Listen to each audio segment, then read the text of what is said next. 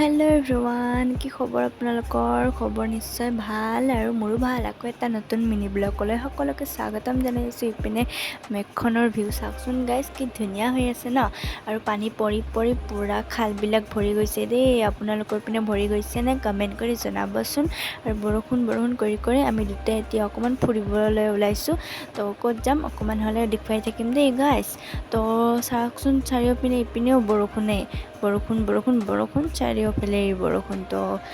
আৰু গাইজ ৰাস্তাটো কিন্তু বহুত বেছি তেৰা বেৰা এনেকুৱা ৰাস্তাবিলাকত গৈ ভাল লাগে দেই।